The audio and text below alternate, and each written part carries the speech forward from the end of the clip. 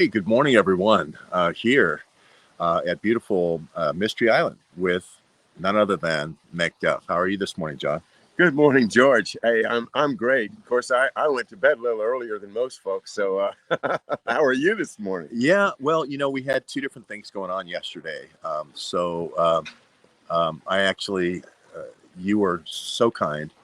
A long-term friend of yours had a death with his spouse, and you sang a beautiful version of Danny Boy for him, and that was just very moving and very touching. And I thank you very much for that last night. Oh, you're very welcome, George. I'm not doing any music professionally right now, but I'm trying to keep my skills up and just to share what I have so far. Whenever we win this war, guys, I'll be back on the stage, hopefully singing those lovely roles that I like to sing. Yeah. Well, last night was the premiere of Neighborhood News Hour, and they're out of Michigan. And I don't know if everybody's seen Neighborhood News Hour, the episode yet, but I tweeted it out. You remember how when you started a year ago, your first show. Oh my God. These guys get an A for set design. Something's happening right at the beginning of their episode, so that they got either a DOS attack or something, because there's a warble in the audio. What is a DOS attack? It's when you get a whole denial of service. Yeah. So if you go to the 14-minute mark, that's where they kind of get into saying there they are, here they are. Sorry for the bad sound. The first really the first 5 or 6 minutes. So I just want to let everybody know, don't let that put you off that, their first broadcast was really great. And I encourage the content, John. Yeah. It reminds me of you and your book train. They start with a stack of books, and one of them is the Borman Brotherhood. It reminds me when you did Jim Mars's book on the Borman. Yeah, The Rise of the Fourth Reich. The Rise of the Fourth Reich. Which really, I think if you're somebody that likes to dig in and find the details of things, read Jim Mars's books, because like a number of the best authors, his index at the end is a substantial part of the book. His documentation of what we call the Borman Brotherhood is outstanding, and I think people need to reach into these authors that you mentioned, George. And speaking of authors, I have a little bit of an announcement to make. May I? Sure. Well, people have been wondering what's the next book I'm going to read on the McDuff channel. Okay. And can't wait to find out. I've got it right here in my hand. And 11 o'clock this morning on McDuff channel will be the first reading of this book. It's called Blackberries Matter by George Webb. And astonishment. Wow. I feel so honored to be on the book train. Am I going to get on the book train? After I read the book. Oh, yeah. I can't believe it. I'll be up there with all those guys. We're going to put you right up there with Jim Mars and all the great writers. Stephen Kinzer you've read. Because it has that kind of importance to me, George, and it's the time right now. I mean, this is not the work of 4 or 5 years of scholarly library digging. We neither one of us would ever compare what you've done here to that type of an effort. This is different. This is a new kind of book that's really as much journalism as it is traditional authorship. I don't want to characterize you except for to say that the importance of this book, is far outweighs the narrow width of it. Let's leave it right there. Well, and I would say that's 4 years of shoe leather. Maybe not. I'm learning as I go. We're bolting the wings on as we're going down the runway. Here's Neighborhood News Hour. Start Borman Brotherhood tonight. John has an 8 p.m. show, and they're going to follow right after with 9 o'clock and 9:30 show. Whenever you finish. See, George, I was thinking, this is one word that comes out of this particular newsroom charrette that you've held to me in my mind. And that word is networking. Yeah. Mm-hmm. Because on the one hand, you see the secret networking through the rat lines, through the Five Eyes, and through all of the secret um, sorry, I got distracted, but throughout all the secret networks. Mhm. And what you're doing here is a different kind of networking. It's the kind of networking that is open, that is completely open. And this networking is the networking that's going to take down the secret networking, Right. because ultimately the truth is always going to win out. We just are the agents right now of truth. Right. And our networking is like talking to Neighborhood News Hour and reaching out and saying, I don't want to step on John's slot. That's networking. That's positive networking. And I appreciate that very much. Now, I am certainly want you to have a great slot too. So if you want to talk to me later, we can work something out that we both have. I like the idea of networking all over the country, and people want to coordinate things with my schedule. Look at screamingospreys.com. Jumping Mouse right now is just about putting the finishing touches on our weekly teaser that we publish every week, and but the monthly calendar is there. So, but thank you so much for reaching out about that. And what I can do is I can just promise that at the end of my 8 o'clock slot, I will push everybody over to your 9 o'clock slot, and that people can have continuous coverage. Yeah, that's such a great idea, John. And I think people are rediscovering your original books that you did a year ago. And the books might bubble up. I saw the guys on Neighborhood News Hour had like 8 books, just like your book train, and they wanted to get to all of them. And the first thing you want to do when you're first getting into coming on the other side of the camera is get it all out there, push it all out there. So they're trying to get all 8 books out at once, which was really great. It was a good first one for me to see the scope of the things they can talk about. So I really am looking forward to watching Neighborhood News Hour. Plus, it's a great name, and I'm going to be going up there this week. I don't know exactly when, but we want to introduce everybody, just like Addy adds. Young journalists, all walks of life. They've all made the decision to get on the other side of that camera, and that makes all the difference. And it is one of those things, like you said, McDuff. It's a chain reaction. Yeah. So that everybody that does it, it's not, we don't take away from each other. No. Right? We amplify each other's work and cross-reference. I remember it's good. It's good content.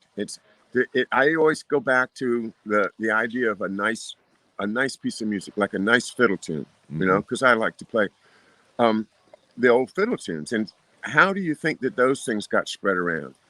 Do you think that somebody was sitting around and he heard of this great fiddler over in California, and he wrote away and he said, "Sir, I would love to have one of your tunes," and the guy writes him back and says, "Well, I have a patent on that tune, so you need to talk to my lawyer about that tune, because you can't use it without paying my lawyer whatever he wants, and so have a nice day." That's not the way music works, and that's not the way truth works. So I think it's a good model for the idea that if you have a great musical tune and somebody sitting next to you listening to it picks it up, that's not a bad thing. That's a good thing. That spreads goodness. It spreads good music. And when we're spreading good information, it's the same thing. I don't claim ownership of anything that I have said on any of my 900 shows.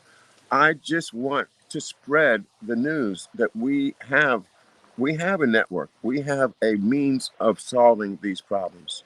John, I'll do the comments here while you're making yours. Neighborhood News Hour says all the books lead to the 68,000 files. Wow. And see, that is, for those not familiar with McDuff's role before he comes to the Kennedy administration and the Joint Chiefs of Staff, and the whole Oswald and Ruby investigation that we now know he was involved in and all that. Before that, he worked for Hoover, and Hoover, he was the final check for doing the extreme vetting that Donald Trump talks about. He was the check on the guys in the field. He had a staff of 40 or so, something like that. Yeah, I have to look at my notes, but it was about 20 lawyers and secretaries that worked on the project, the 68,000 file project, which we still don't know for sure what it is. We haven't seen a list of these files. But for instance, we went to Florida, George, and we talked to Wayne Madsen, Mhm. who's a great authority on this stuff. And I've asked him to point out, I said, what do you think these 68,000 files represent? And he said, yeah, these are like paperclip, only it's probably maybe the Eastern European versions that are coming in here. And that's perfectly consistent with the great book by Blowback by Christopher Simpson, who describes all of these Gladio people from Eastern Europe coming into our cities and used as operatives to affect elections, to get the right people elected, and otherwise, to be lingering. What do you call it when you linger? You're a silent agent waiting to be told what to do. Oh, a subversive, yeah, subversive operative or whatever. Yeah, these definitely were. He was counterintelligence. We know McDuff was counterintelligence at Unit 5. We took some of the folks here who'd never been to Washington by the Trump International Hotel, which was the old Washington field office of your dad. That was one place they wanted to see, and we're going to take more people there today, and it really does hit home. When they see those. It's the clock tower, And you think down of Pennsylvania Avenue. Go ahead. You think of McDuff and the Washington field office in the building that really should be called the old post office building. Yeah. It's now called Trump Hotel, Trump Tower? Trump International Hotel. Yeah. But it's the old post office, and it became the headquarters of the Washington field office. And now you have Trump there with the ghosts of the FBI, living right with him in that same building. I do hope that there's some positive effect just from being in that building. Yeah, it is very the kismet here, or the coincidence, or serendipity, whatever you want to call it, is really amazing because you have that picture of my McDuff book. He's in front of Union Station, another iconic architectural building in Washington, D.C. But I would love to get a picture of you in front of Trump International Hotel, because you stand in the shoes of McDuff. We have you in front of the archives, a beautiful picture. We have you in front of where you practice law, in front of the Northern District of Virginia, another beautiful shot taken by Peter Duke. But I really believe the next book I write about McDuff, I want that picture of you in front of the old FBI building where he got those 68,000 files. I think that would be an awesome picture. Yeah, well, I'm honored to do that for you, George, and anything else I can do for you, because, but let's get back to this. And I'm going to have to excuse myself soon because Sure. I've got to go set up for the show. Your show, yeah. But at 11 o'clock this morning, we will be premiering the first reading of Blackberries Matter by George Webb on McDuff Channel, and definitely visit us at screamingospreys.com for the entire schedule for the week and for the month. Thanks very much, George. All right, John. Everybody check out John this morning. I'll be watching, that's for sure. Yeah, we're going to want some comments because I'm going to have questions. Yeah, unfortunately, YouTube has banned me. I can't even make comments. Oh, that's right. You can't even make comments? Yeah, I can't even make comments. So all right, we need a proxy for you. I have a lot of them, right? So that's all right. McDuff, right. Thank you very much. All right, George. And we'll see you a little bit later today. Okay. George Webb, thanks, man. Man. Thank you. The next guest we have this morning is Addy Ads. Again, another generation of up-and-coming journalists that really are changing the landscape. So here he is, Addy Ads, this morning. Hi, folks. Good morning from the Potomac. It's great weather this morning. A little nicer to us today than it's been the last couple of days with the raining and the floods. But shout out to all my patriots worldwide checking in. I see Neighborhood News Hour's channel is up and running. We were talking about his channel last night. But yeah, thanks for having me today, George. Yeah, and Addy, I really have enjoyed what you've brought to journalism, because we've been through this COVID thing. We've been through this Operation Lockdown, Operation Lockstep, and you've been the guy to say, you know what, I'm leaving Kenosha. I'm leaving Wisconsin. I'm going on the road. I think you came down through Kenosha. But you're going to the places. And this is what I was doing 3 years ago. Just get in the car and go. And you are also interviewing and meeting different people that are doing shows, that are doing YouTube, to break that barrier down, that we're all locked down in our own little hovels. And I think you with shrimp. How do you say shrimps? Shrimp Zoo is a YouTuber I've been working with as And well. that's shrimp ZOO. ZOO. Yep.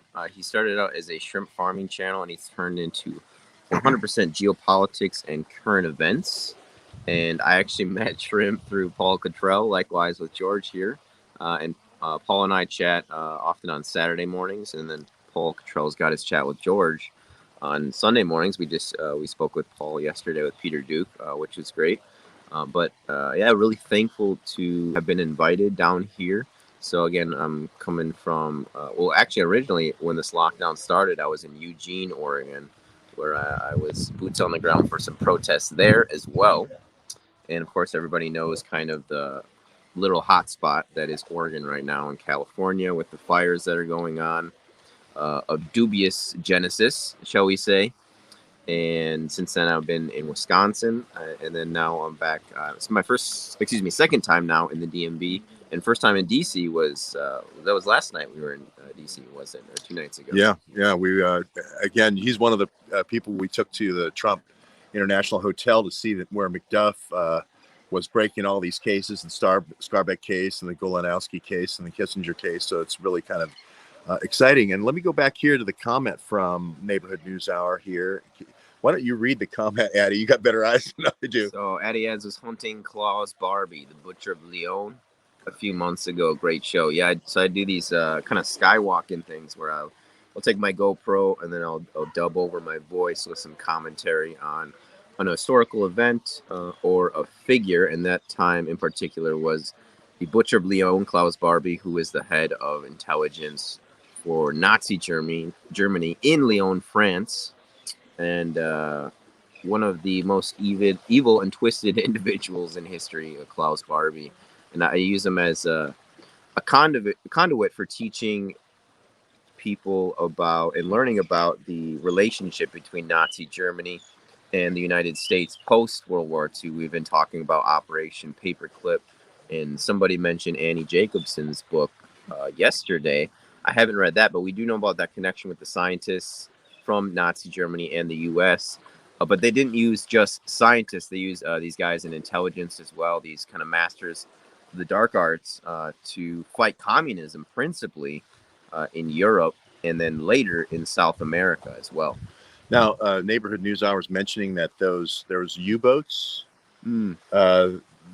Were they shuttling these guys around on U-boats? Because we have a U-boat right down there that sunk beyond Piney Point there. Oh, wow. Yeah. I didn't know that. Yeah. That's very interesting. I was talking with, I think it was Wes actually yesterday, about the Museum of Science and Industry in Chicago, where they have, I think it's U-boat. Oh, yeah. It's a huge one. 235. I can't remember the number. But that's a great exhibit. 234, I think. 234. Because I remember the uranium is 235, and it was carrying uranium, I think. Oh, wow. Maybe I've got that. U-234, I think, had all the gold trays that were used in the, it's just an amazing trove of British, Nazi war secrets and so forth. Yeah, and it's a great exhibit too. If people want to check out a U-boat, you can actually walk right onto the U-boat in Chicago there. Great museum. If you're like me, you might want to go alone so you can take your time and read things. Otherwise, you're going to feel rushed by your companions. Yeah, that's a good point. You've also been to Buffalo, or you're going to Buffalo with Shrimp Zoo to do you're going to meet up with Paul Cottrell there. Yep. Yeah, we're going to try to do a road trip to New York City to see Paul. And Shrimp Zoo and I are going to try to make that trek sometime within the next month. I'll be there on Wednesday. So you heard it here first, folks. I don't know if I have any shrimpers in the crowd, but we actually haven't mentioned that or announced it yet that we are going to be meeting up. So Shrimp's hosting me for a month, and we're going to be cranking out videos every day, working pretty much every day on geopolitics and current events. And learning from guys like George as well. And hopefully we'll get a chat with George on as well while we're over in Buffalo.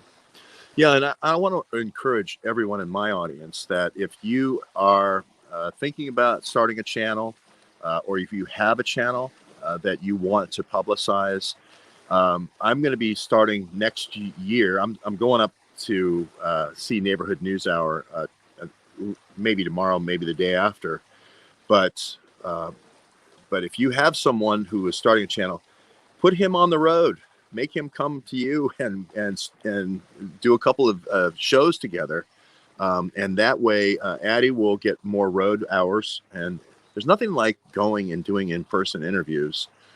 Somehow that really breaks through. You get to know what the person's like, etc. Meeting you, certainly, I've been even more impressed than when I mean, if for those who don't know who Addy Ads is, he's the one who sort of made COVID history. I want to say television history, but I know I would be wrong. But COVID history by bringing together 6 of the top experts together at once to talk about this. We're getting an 505 is the submarine in the Science and Industry Museum. So fact check there from Wes. It's the fact U-boat check. 505. Yeah. In Chicago. But Illinois. 234 is the one that had the 235. Yeah. Oh, wow. So I am right about that one. And that did have the war secrets, and it stopped in the same house. Some of the war secrets were in the same house that later the Russian hoax used for stealing Hillary Clinton's emails with the supposed Russian operatives. Are we sure these aren't just the same Ukrainian guys just changing uniforms? But we'll get to that story at a later time. But I really want to encourage people to when you go to Buffalo, you should stop in and see the folks at Neighborhood News Hour and do a show with them. Oh, is he in Buffalo, New York? Well, no, they're in near the border of Ohio and Michigan, but it's right on the way. Yeah. And Neighborhood News Hour is actually one of my Patreons, one of my patrons. Oh, really? Okay. Shout out to them for that. Better hit the road now before a beautiful woman marries you and settles you down. Yeah, you want to stay away from you can, that's, you don't publicize that part, right? So, yeah, you don't want to do that. You want to go out and go to all your cities and go to all your states now before they slow you down. At least the world would be at a loss if we didn't do that. Neighborhood News Hour did mention your interest in historical intelligence figures, which I think is quite interesting for a guy your age, 25 years old. Yeah, it's kind of sad. It seems like a lot of young people aren't into history as much as they should be, maybe, especially given current events, George, and how a lot of this stuff is, it's been attempted before, but in different mediums, in different modes. They're just using the powers that be, the tools that are at their disposal now to try to seize control of really the world, as I see it. And I think a lot of people are seeing it that way as well with the lockdown. And you hear about, like, with Harry Vox, he did his great piece about 6 years ago of them using curfews and the lockdown as their last toolkit, the last part of the toolkit to seize total control of society, really, with their attempts to try to go cashless. But just responding to what George said about the roundtables that I had going on, I think I was the first person on YouTube to do them. I don't know. Yes, you were. I mean, just the idea of having to call everybody and get everybody lined up, and you have to go through all the technical hassles and so forth.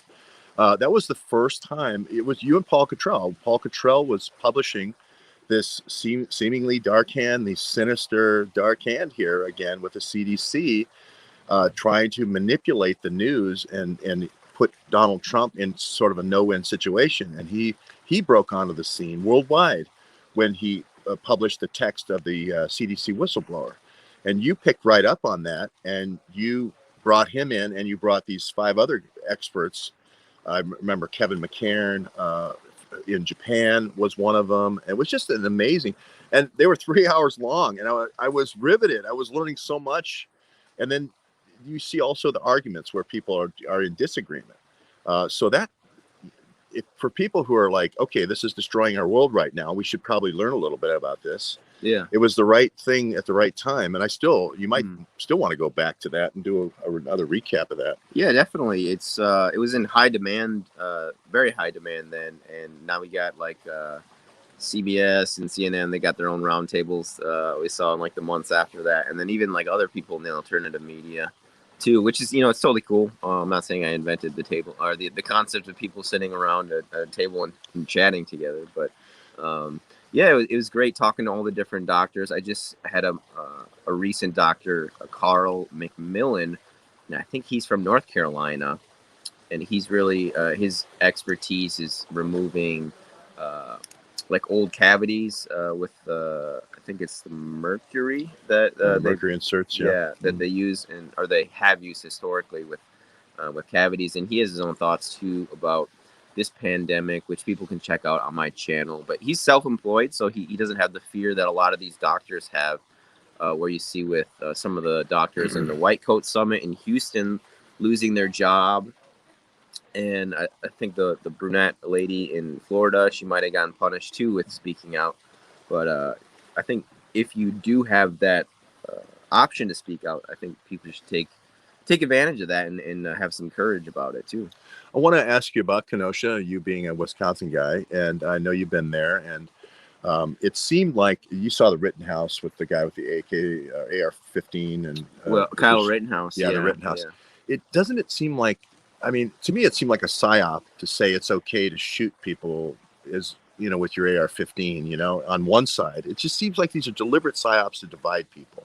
And the other side is saying, these white racist supremacists are shooting us. And it seemed just like a setup to me to burn the town down. I mean, Kenosha's, destroyed. Yeah, Kenosha is a mid-sized city, about 100,000 people in the southeastern part of Wisconsin. And whether or not it is a purposeful psyop or not, I think the end goal is being achieved regardless of this divide and conquer. And I see it too with really smart people that I've worked with who are kind of falling for what I call binary thinking or light switch thinking, where they're saying either, on one end, this guy should go to jail, or on the other end, he was a self-defending patriot, where I don't think it's like one or the other necessarily, in those types of situations. It's not clear cut always. So yeah, I like that light switch thinking. I steal everything, right? So all that was going to my lexicon, right? You said the gray area. You talked about the gray area, and why don't you address that? Yeah, thinking in the gray areas. Yeah. Well, I think this is something that George is really good at in terms of framing it as a question as opposed to a statement that he necessarily believes in 100% or not. Life it's very, very often it's not one or the other. It's a spectrum. I like to say that binary really only exists in mathematics. Even thinking about how the cognitive bias is named as black and white thinking. In the color spectrum, black and white are not actually even opposites. So that's a misnomer. So it's something that I think is used as a tool, people's tendency for this cognitive bias by the media and governments to get people to become more divided, even with the naming of the BLM movement. I think that itself is somewhat divisive name, and I think that was maybe intentional, and maybe a lot of people don't foresee this happening, but that's the way some people, you get like a Midwestern rural family who interacts with 50 people in a month, and that's it. They're not going to necessarily receive that information the same way as someone living in Portland or Dallas or Chicago. So, and this is difficult too. It's a skill of thinking in nuance, and it's often a barrier in relationship growth as well, trying to come to a common ground. Now, can I tell everybody about our surreptitious operation in Washington, D.C. the other night? Yeah. So we drove over by the White House, Addy, myself, and two other citizen journalists, and we'd all seen Peter Duke, the great Peter Duke, talk about, you need a little bit of Scotch tape. You need a little, go to the store and get a sign. The one guy I met from all the Flynn trials, Manafort trials, he just bought a big 2x3 piece of card, white signed cardboard. And he got behind Mike Flynn and just threw up a big Team Putin. And then behind Manafort, Team Putin, and that made all the news. He got picked up. We have to do the similar things that are that simple. So we thought, okay, you can see the BLM, Black Lives Matter, yellow gigantic lettering on the street leading into the White House. We went by we saw it. Yeah, we drove right over it. We pretty drove much. right over it. And, you know, I was looking at, I had my yellow paint with me, and I thought, well, you know, my spray paint, I thought, here's my chance to put matter right over that lives, right? I could just put blackberries matter, you know, and the next day everyone would see it from space, and my book sales would jump up. It was being guarded. Remember, it was by quite a few people guarding the sign. Yeah, off to the left, we saw some people just kind of posted up there, and it was kind of sectioned off too, so the cars can go on it. It was just it drove right through the walking and then the driving section there, but it was on our left and our right, it spanned across, and we went across or in front of the White House lawn as well, the front lawn, and then we walked up to the Capitol building as well after a quick hello and greeting from Capitol Police. Yeah, the Capitol Police intercepted us on the Capitol lawn. They had their tracker on George installed. I was shocked, but they must have thought we were like the weathermen or something. You know, the way the Capitol Police pounced on us. But we had our ducks in a row, and I know a lot of people on the Capitol Police, so it. Obviously, somebody called in, dropped the dime on us, maybe, but that's okay. We don't mind trolls. It keeps us hopping, and I did have to admit, there was thought in my head of painting blackberries matter. Yeah, because you only have to do I checked it out with the word lives and the word matter. There's only a couple of changes you need to make to make the change. So if every time you see that you're from space now at the White House, it's hard not to think about blackberries matter. You know what I mean? Yeah. You don't even want to say Black Lives Matter anymore because it's so divisive. And then you want to go to Amazon and buy the book. Right? Thank you. Right, Okay, people? okay, here's the 20. Okay, I got it. So I can't read, and this is good that you have young eyes. I missed this one comment here, and I missed this one comment here. So okay, Nicole, when do you think the virus will be done with? Do you think it'll be after the election for USA president? What do you think, George? What's going to happen after the election? Well, before the election, I think there's definitely going to be something that keeps the polls open, something that keeps the counting open in Ohio, keeps the counting open in maybe Michigan, Pennsylvania, but definitely Florida. Debbie Wasserman Schultz wouldn't be going to these sorting facilities at 4 a.m. if she wasn't, scoping out.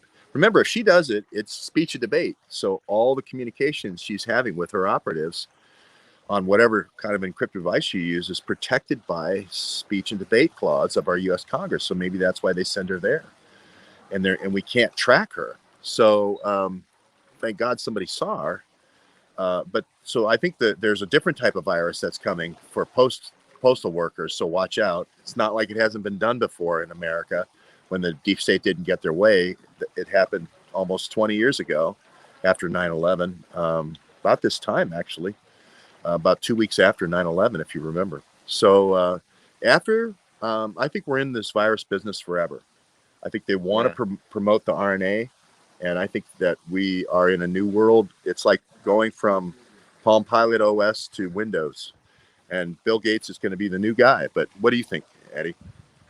It's a great question. And another question that it made me think of, and I asked myself this a couple months ago, is if Miss Clinton was elected president in 2016, how would things be different now? Which I think is a good question that people should ask. Would they be different? And if so, how would they be different? In terms of power, we were talking about this too with regards to World War II and intelligence taking over communication.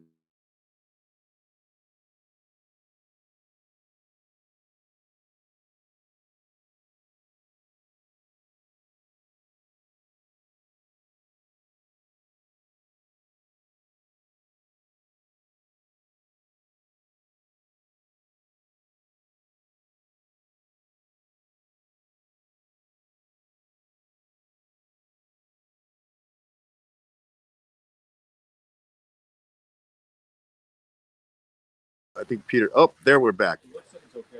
Okay, Peter Struck has struck.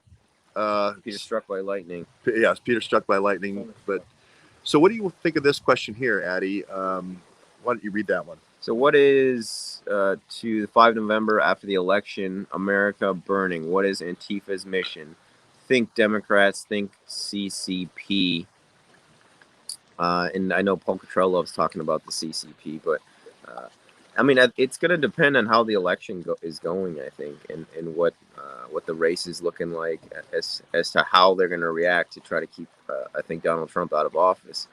You know, they'll obviously say anything to try to keep him out of there, and it seems like they're going to try to do anything as well. But will it go completely kinetic beyond what we're seeing with Antifa and their stronghold cities in the Pacific Northwest? I think that's a great question to ask. I don't know. I hope not, because you know, the Second Amendment is something that I think it does keep authorities at bay, whether they want to, you know, publicly admit that or not.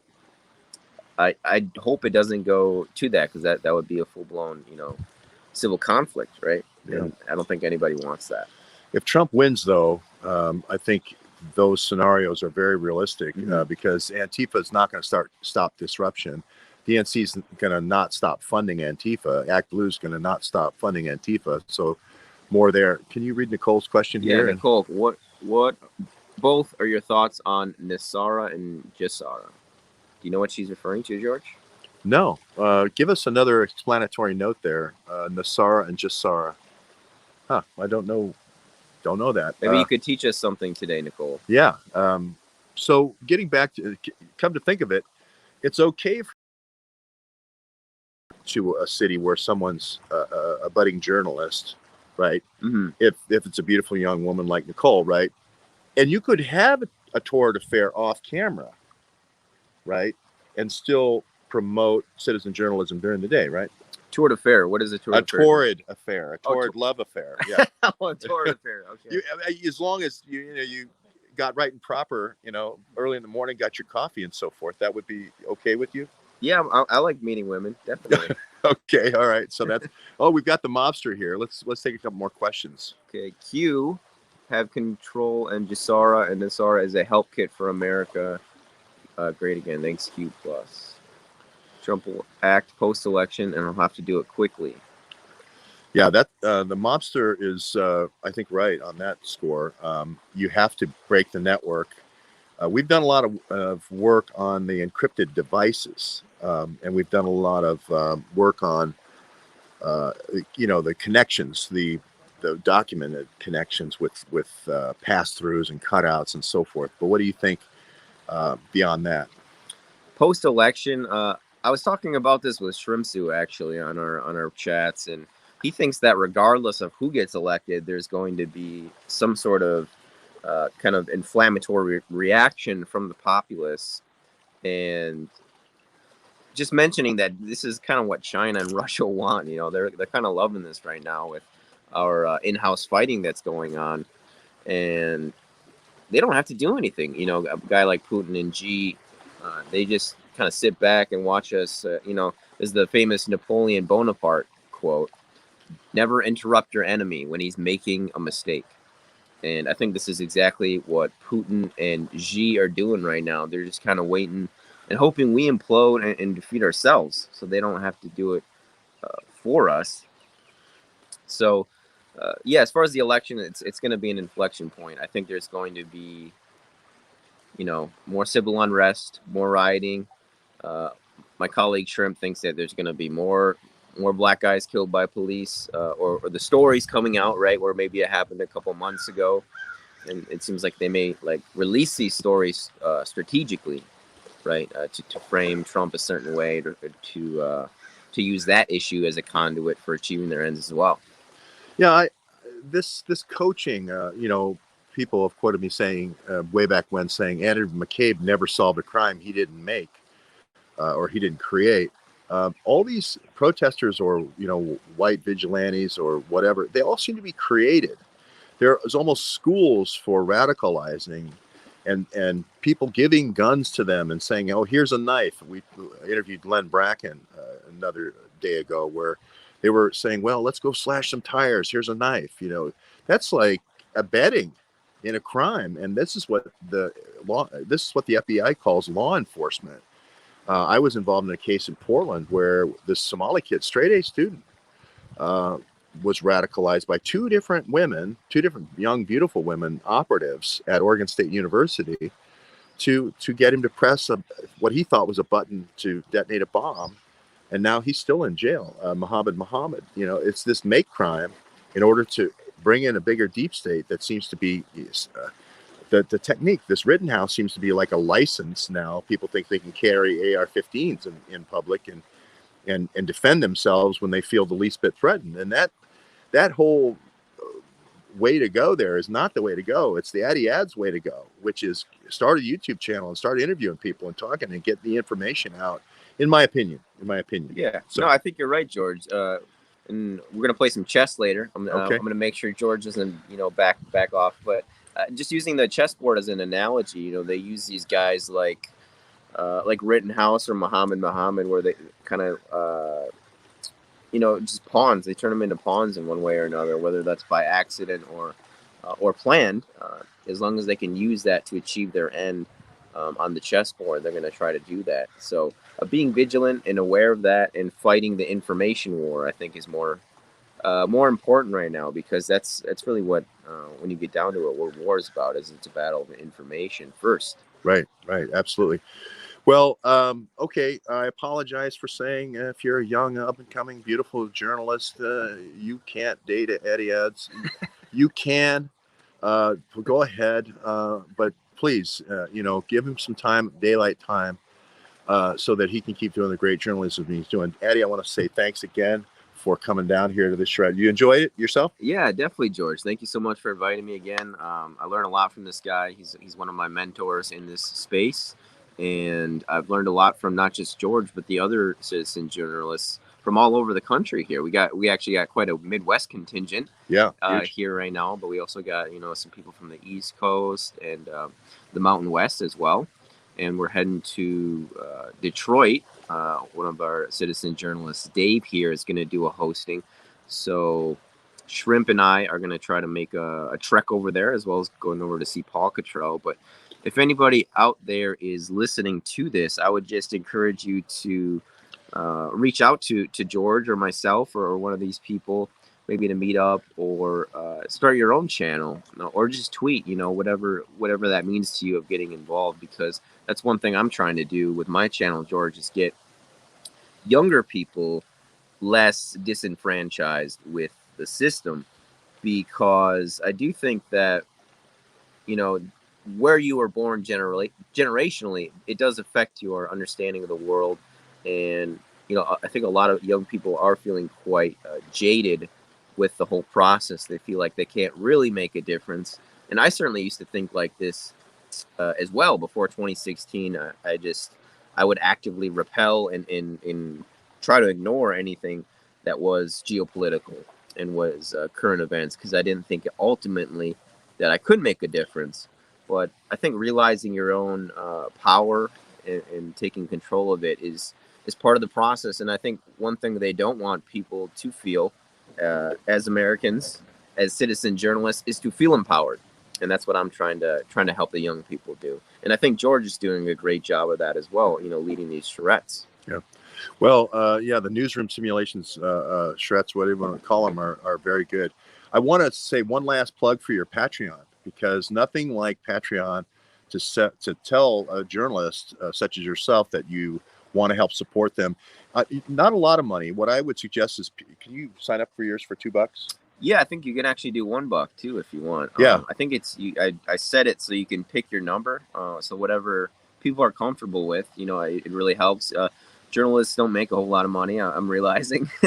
Yeah, and if 50 people throw in $1, that's $50 for gas that you didn't have before. You're on the road a lot. So here's your mental cue. It's ADD. Addy does not have ADD, obviously. Very young, articulate man, very intelligent young man. But ADD is your key to remembering his thing. I'm having ADD right now. But it's ADDY, like Anakin Skywalker, right? ADDY, and then ADDS. Yep, So- Addy ads on YouTube and Patreon if people want to do that. Otherwise, I do have a PayPal and GoFundMe if people want to just do a one-time donation. And then there's also, I want to plug brand new Tube, which a lot of people aren't aware of. It's out of the United Kingdom. It's a pro free speech, pro First Amendment video platform, similar to Brighteon or BitChute, which are some other ones. But brand new Tube has been promoting my content a lot on there. They have something called rhodium channels. Rhodium, a very rare, one of the rarest elements. So they kind of play on that as their premium channels or rhodium channels. So occasionally you'll go over on brand new Tube and I'll actually be on the front page, or one of my chats with George will be on the front page. So I would just encourage people to go over and support me on brand new Tube, because a few of our chats, George, have been removed from YouTube as well. So, but they all my content is on brand new Tube because they don't take anything down. And now, can I be honest with everybody now? I mean, now we're off camera now, so I can be honest. Paul Cottrell got 1,000 subscribers for you on YouTube. And this is just me talking to you, Paul. I'm going to destroy you, dude. My viewers are going to add way more than another 1,000 to Addy. And we're going to, if Cottrell comes up with 10 Patreon, we're going to get 20. And I actually want 50 out of this. I want people just go sign up. And I want to destroy Paul Cottrell in the great Addy ads adding game that we're doing. And then we're doing chats this afternoon. We're going to let everybody know how it turned out, right? Oh, yeah, definitely, George. And I just want to thank you so much for that plug there. George Webb has quite the band of supporters. A lot of great people that follow George Webb. And I think they love his work ethic and how he does work, not just exactly what the work he's doing as well, because I think that's really important. Because Naval Ravikant, he said something like, if you have no integrity, but you have intelligence and you work hard, all you have is a hardworking crook. Yeah. Well, my mother used to say, and I tell this to both my kids that are in healthcare, nobody cares how much you know until they know how much you care. So that's maybe a little, she's from northern Alabama, so there's little southern quips and homilies maybe not appropriate anymore, but I think that's a good rule of thumb. Addy ads, thank you very much. Go out to Patreon, sign this guy up, get him on the road. Don't make him go back. We don't want anybody in their mother's basement. We don't want Addy turning into H.A. Goodman. We want to keep him on the road, keep him reporting where you should be on the road. Yes, please, people. Addy ads, ADDY, ADDS. Thank you so much for the support, George. Great. Really appreciate it. Great. Come on, my people. I got to beat Cottrell. Let me kick Cottrell's butt. All right. Thanks, Addy.